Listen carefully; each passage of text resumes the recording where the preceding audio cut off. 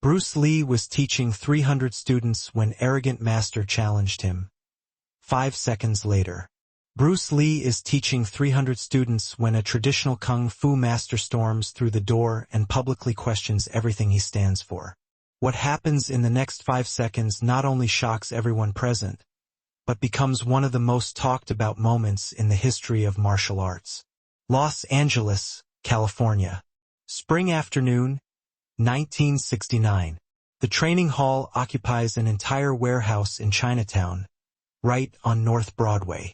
You enter through a heavy steel door that groans on its hinges every time someone opens it. Inside, exposed brick walls rise 6 meters to the ceiling, which is crisscrossed with old wooden beams. Industrial windows line the upper half of the walls, casting dusty streaks of afternoon light across the room. No decorations, no mirrors, no photos of old masters gazing down sternly at the students. Just an open space, wooden floor, and possibilities. This is Bruce Lee's philosophy in architectural form. It's 2:30 p.m. on a Saturday afternoon. Outside, Los Angeles broods under the relentless Californian sun, which turns bonnets into frying pans. Inside, the air conditioning battles against the body heat of 300 people. Not 200. Not 250. Exactly 300. Bruce counted them as they entered, because he tracks everything, measures everything, quantifies everything. That's how his mind works. The students fill every available space. The front rows sit cross-legged on the hardwood floor, their backs completely straight, because Bruce teaches that posture is not only physical but also mental. Behind them, more students sit on folding chairs borrowed from the neighboring church. People stand shoulder to shoulder along the walls. At the back, the latecomers crowd against the steel door and stretch to see over the heads and between the bodies. The smell in the room is sweat and determination. That specific smell of people pushing their bodies beyond their comfort zone. The sound is breathing, controlled, rhythmic. The kind of breathing Bruce teaches. The kind that oxygenates the muscles, calms the mind, and transforms ordinary people into something more efficient. Someone has opened the tall windows with a long pole, but the breeze barely penetrates. The room is an oven, a forge, a place where people come to be remolded. Bruce Lee stands at the front and teaches. He wears black sweatpants with an elastic waistband. No shirt. He teaches without a shirt because he wants his students to see how muscles work, how the body moves beneath the skin, what efficiency looks like in practice, not just in theory. He's 28 years old, 1.70 m tall, 64 kilograms of muscle that moves like coiled wire. Not bulky, not fat, streamlined, like something designed in a wind tunnel for maximum efficiency and minimum drag. His skin glistens with sweat in the afternoon light streaming through the tall windows. His hair, usually perfectly combed, is now tousled after 2 hours of non-stop demonstrations. This is one of his famous open sessions, the ones he holds 4 times a year, open to anyone who wants to attend. Where traditional martial artists come to see what all the controversy is about. Where skeptics come to prove he's a fraud. Where believers come to worship him. Where journalists come to write articles with titles like, "The Man Who Would Reinvent Kung Fu," or "Is Bruce Lee a Genius or Just a Good Marketer?" The room is always packed. Always. Because Bruce Lee has become more than just a martial arts teacher. He has become a phenomenon, a controversy, a question that the martial arts world cannot stop discussing. Today's audience is typical. Half are devoted students who train with him 3, 4, or 5 times a week. People who have reorganized their entire lives around his class schedule, who have left other schools, who have driven hundreds of kilometers, who have told their traditional teachers that they are done with classical forms and old techniques that don't work in real combat. The other half, outsiders, visitors. Some are genuinely curious, others openly hostile. Traditional kung fu teachers who have heard that Bruce Lee considers their methods outdated. Karate black belts who have heard that he considers their techniques too rigid. boxers who have heard that he claims to have the fastest hands in martial arts. They are all here to judge, to evaluate, to decide whether this young Chinese man who speaks perfect English, quotes philosophy, and moves like no one they have ever seen is genuine, or just another fraud selling exotic mysticism to Americans hungry for Eastern wisdom. Bruce has been in the session for 90 minutes. He demonstrates what he calls directness. He explains that most martial arts are like conversations in which people take turns speaking. One person attacks, the other defends, then they switch back and forth. Polite, structured, completely artificial. He shows them that a real fight is not a conversation. It is an interruption. It is interrupting someone mid-sentence. It is attacking while the other person is still preparing for the attack. It is being where the other person does not expect you to be, faster than they can react, more direct than their training allows them to counter. He calls a student to the front, a big guy, former wrestler, 1.80 m tall, maybe 90 kilograms. The guy takes a fighting stance. Hands up. Ready? Bruce stands casually, hands at his sides, talking to the crowd and barely looking at the student. He explains that traditional fighting stances betray intentions, that they reveal which style you practice, that they give informed opponents a roadmap of what to expect.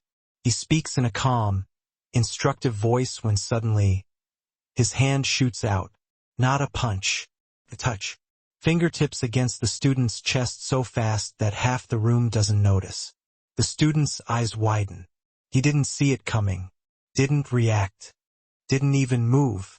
Bruce's hand is back at his side before the student's brain registers what happened. That, says Bruce, could have been a punch. In a real fight, that would have ended the conversation. But because I'm not bound by classical positions, formal stances, and announcing my intentions, I can act while you're still preparing to act. That's directness. That's efficiency. That's... The steel door creaks open. The sound cuts through Bruce's words like a knife through silk. All heads turn. The door opens slowly, deliberately, with the weight of someone who wants his entrance to be noticed.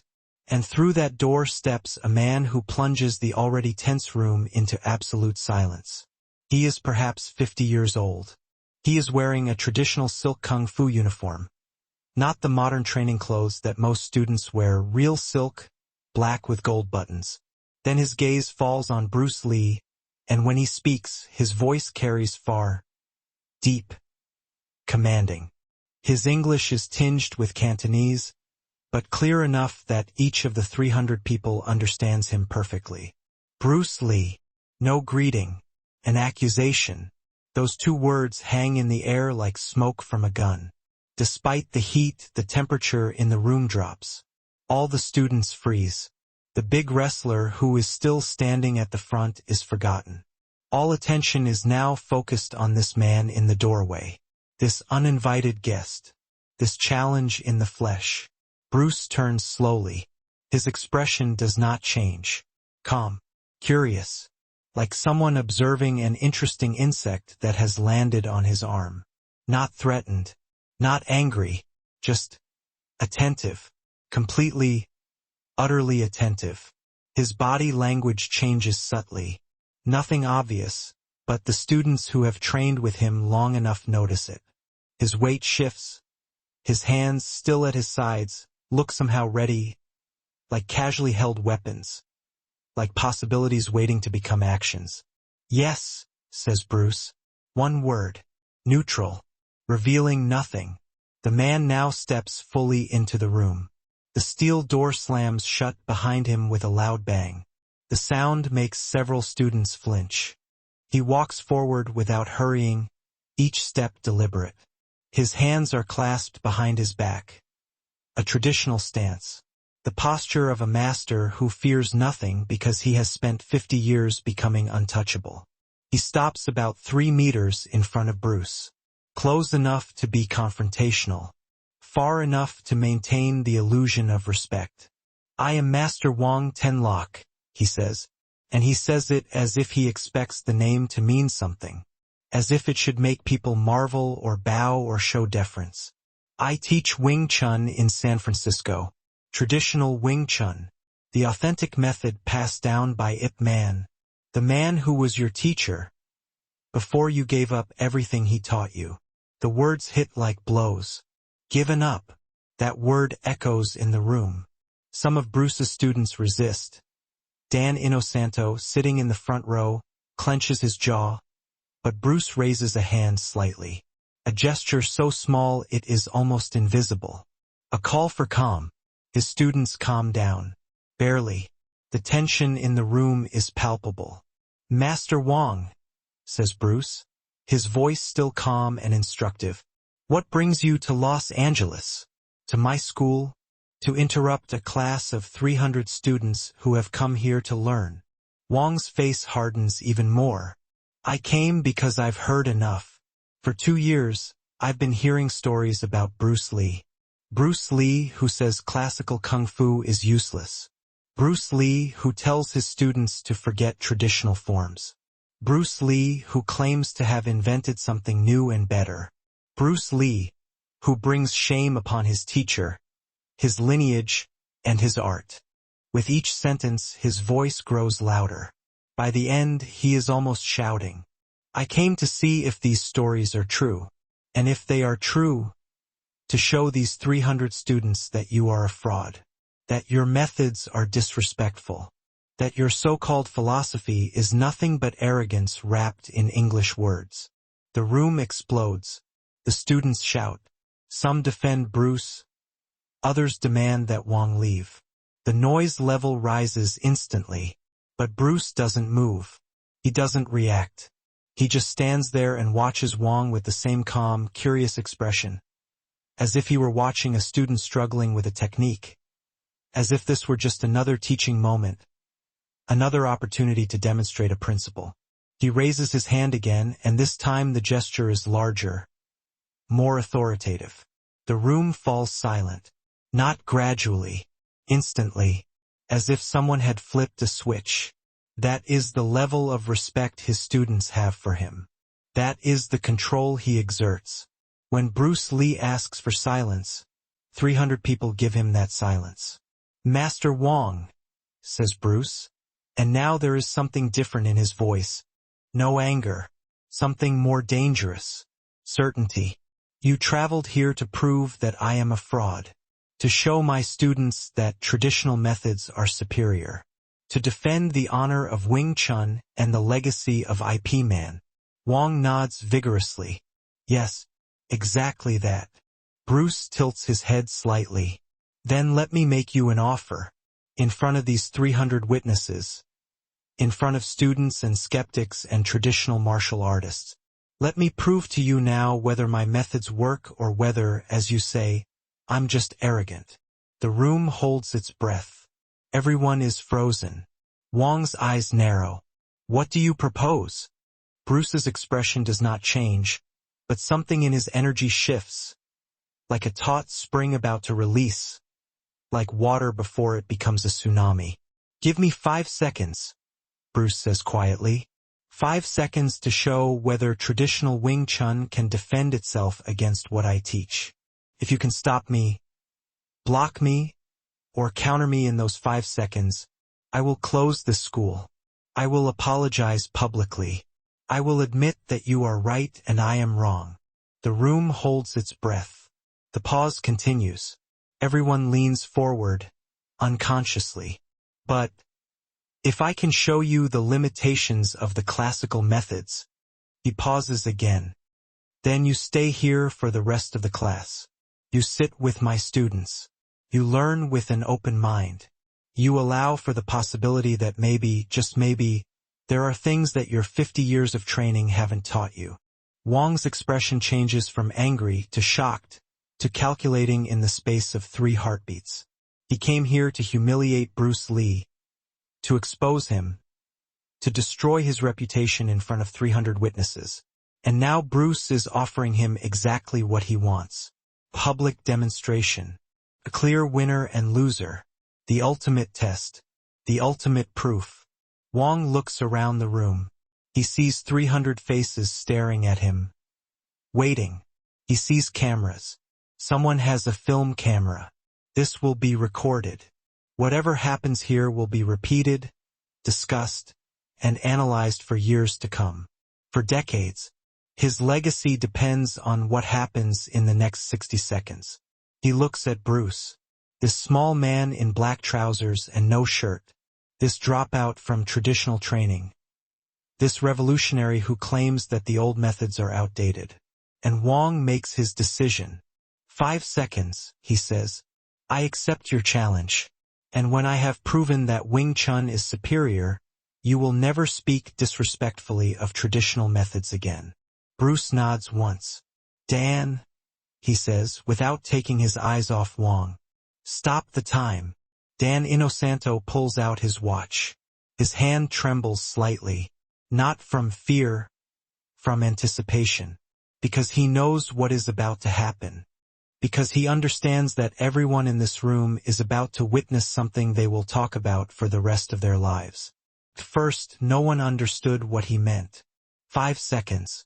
5 seconds for what? To prepare? To start? To finish? Master Chen's, Wong's, expression showed confusion. His posture swayed slightly as he tried to process Bruce's words.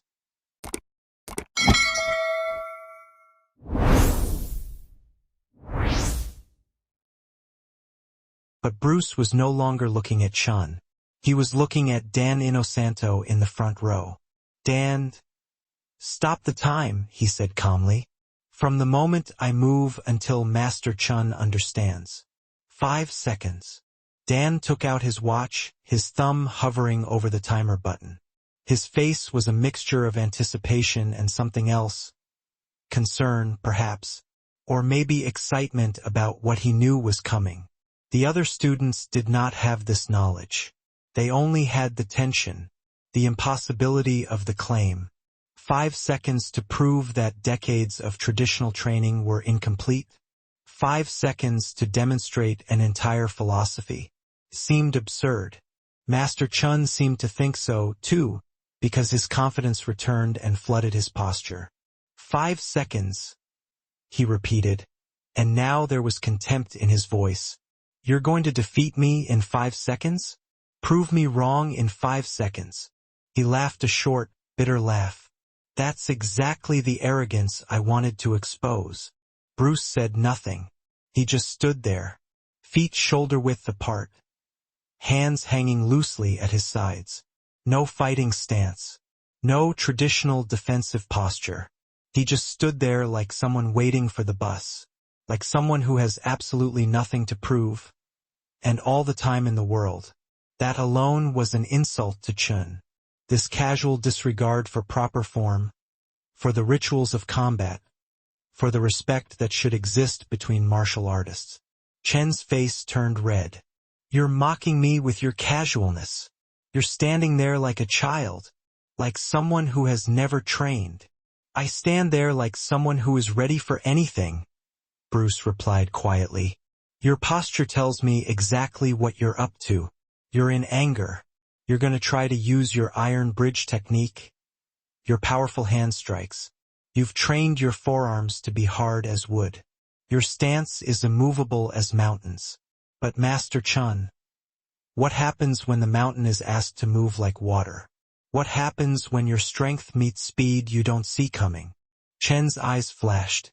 He had had enough of words, enough of philosophy, enough of this young upstart who thought he could rewrite the history of martial arts. Then show me, he demanded, his voice swelling to a shout. Stop talking and show me the superior method. Show the students why they should give up the proper training. Show me now.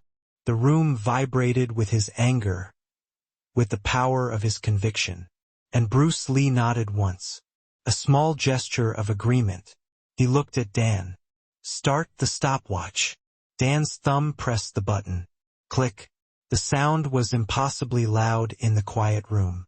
And Bruce moved. But moved is not the right word. Movement implies a beginning and an end.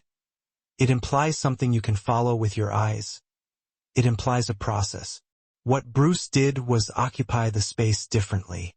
One moment he was standing casually a meter away from Master Chun. The next moment he was inside Chen's defense, so close that they were almost touching, and his hand was outstretched. One finger pressing lightly against Chen's chest, just above the heart. No punch, no fist, no grabbing, no holding, no throwing. Just a finger, a touch. It rested there like a question mark made flesh. Master Chen's eyes widened. His mouth opened, but no sound came out. Because in that moment, he understood something that destroyed everything he thought he knew. He hadn't seen Bruce. 35 years of training, thousands of hours of sparring, decades of refining his reflexes and perception, and he hadn't seen it. His body hadn't reacted. His hands, trained to instinctively block and counter, had frozen in their defensive stance and remained useless. His rooted stance, his immovable mountain stance, which he had practiced until his legs were like iron, had been completely bypassed. Bruce had not tried to move him, had not tried to throw him off balance, had not tried to overcome his strength. Bruce had simply been somewhere Chun couldn't defend himself. And that finger, pressed so gently against his chest, carried a message that was unmistakable to anyone who knew anything about fighting. Had that been a punch instead of a touch? Had Bruce used even a fraction of his strength, Chun would now be lying on the floor, possibly unconscious, possibly worse. 1 second, Bruce said quietly, his finger still resting on Chen's chest. The room was completely silent. 300 people barely held their breath, their minds desperately trying to process what they had just seen, or rather what they had not seen because it had happened too quickly for human perception. Bruce withdrew his hand, but did not step back.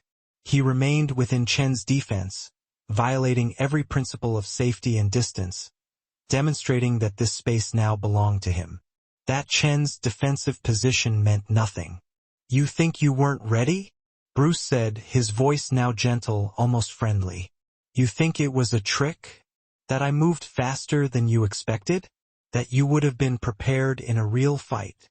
Master Chen's face was no longer red with anger.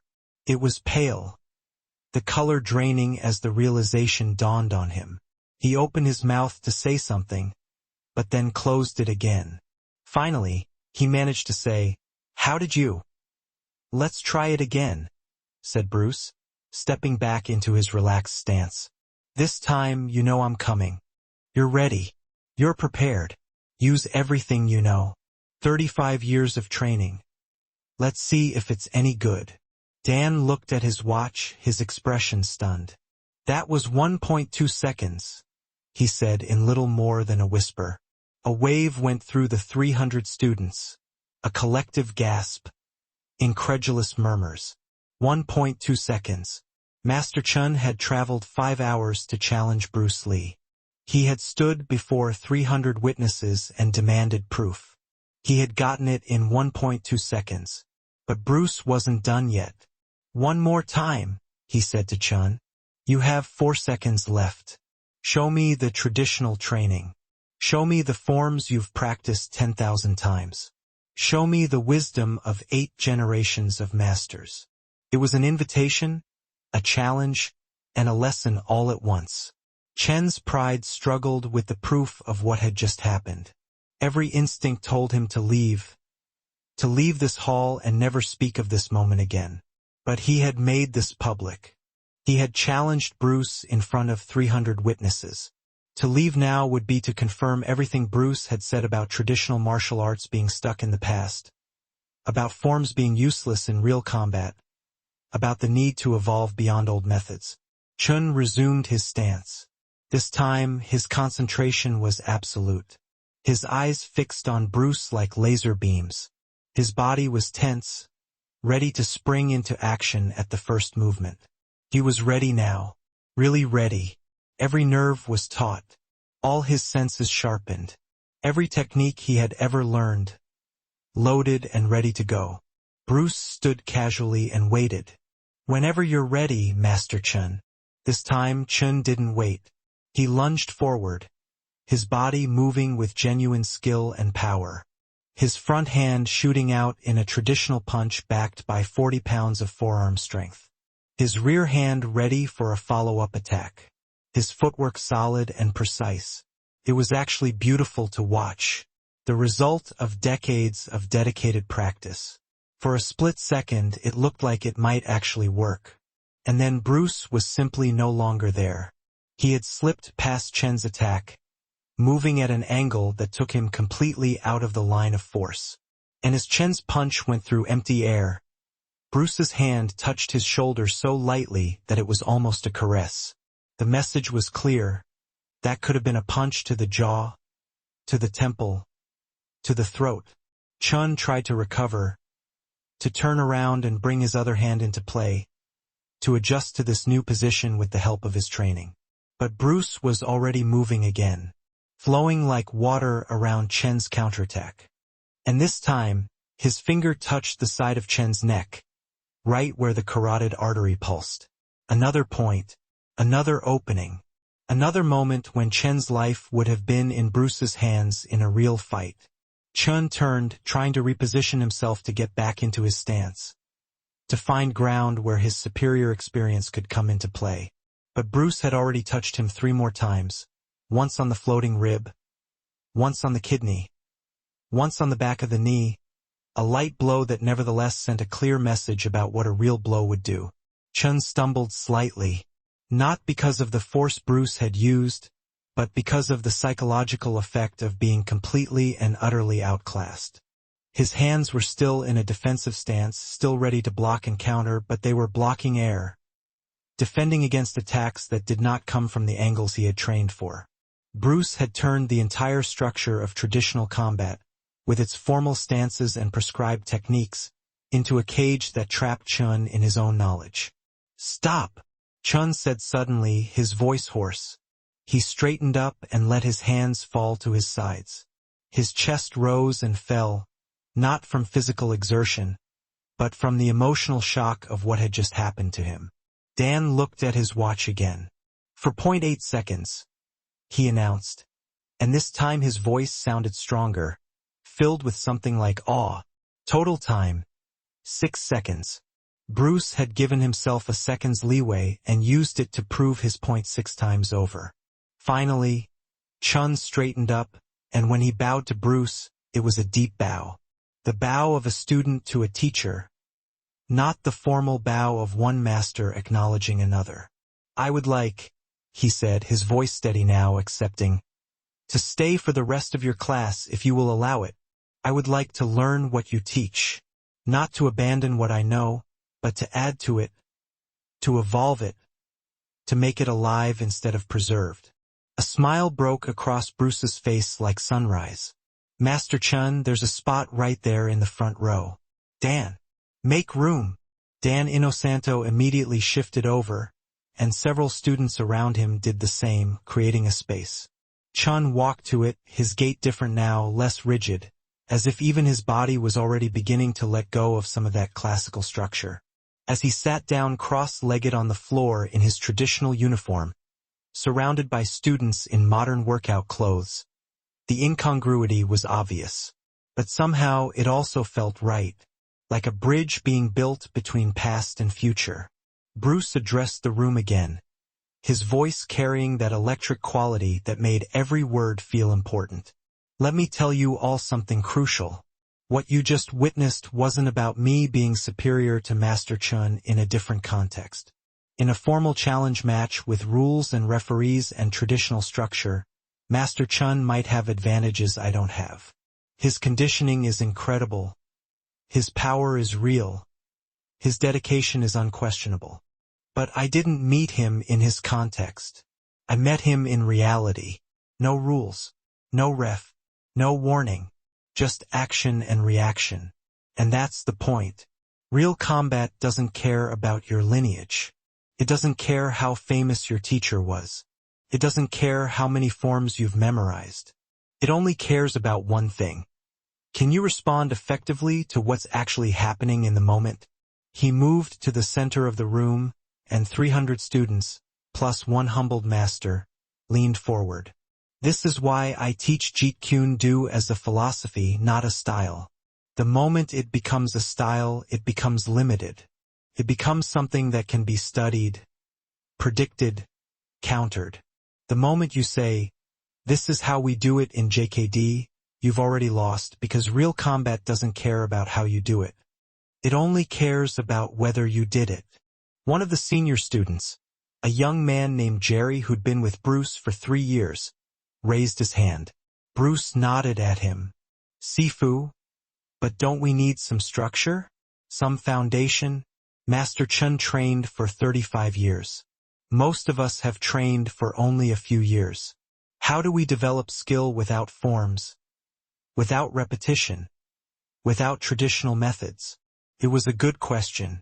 The question that many students struggled with when they first encountered Bruce's philosophy. Bruce's eyes lit up. This was what he loved, the chance to break down complex ideas into understandable pieces. Jerry, excellent question. Yes, you need structure. You need fundamentals. But there's a difference between training fundamentals and being trapped by them. Think about learning to write. First, you learn the alphabet.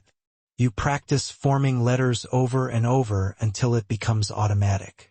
That's necessary. That's foundation. But what if, after learning the alphabet, your teacher told you that you could only write in one specific style of calligraphy, using only certain approved words, forming sentences in only traditional patterns? You'd be able to create beautiful writing, but you'd never be able to express your own thoughts. You'd be a copying machine, not a writer. The analogy landed. You could see it in the students' faces. Understanding spreading like ripples in a pond. Bruce continued, warming to the subject. Traditional martial arts train you in the alphabet. That's valuable. Learn the basic punches, kicks, blocks, footwork. Drill them until they're reflexive. But then you have to move beyond. You have to learn to create your own sentences, express your own truth, respond to situations that the old masters never encountered because they lived in different times, fought different battles, faced different challenges. Master Chen's 8th-generation lineage learned to fight people who fought exactly like them. Same weapons, same rules, same cultural context. But you live now. Your opponents might be boxers, wrestlers, jiu-jitsu fighters, street fighters with no training at all. Are you going to use a technique that was designed to counter a spear attack from a Ming Dynasty soldier?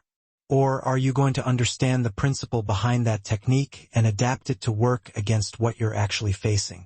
Master Chun spoke up from his position on the floor, and every head turned to look at him. What you're saying is that I have been practicing the alphabet my entire life. Beautiful calligraphy, perfect letters, but I never learned to write my own story. Bruce pointed at him, a gesture of acknowledgement. Exactly. And Master Chun, your calligraphy is probably magnificent. Your fundamentals are probably better than 99 of martial artists. But fundamentals are the beginning, not the end. They are the foundation you build on, not the ceiling that limits you. He turned back to the broader group. This is what I want you to understand. When I touched Master Chun 6 times in 5 seconds, I wasn't using techniques I'd memorized from a form. I was reading his body, feeling his intention, responding to what he was actually doing, not what I expected him to do. That's the difference. That's what makes you truly dangerous in combat. Not your collection of techniques, but your ability to perceive, process, and respond faster than your opponent can complete their action.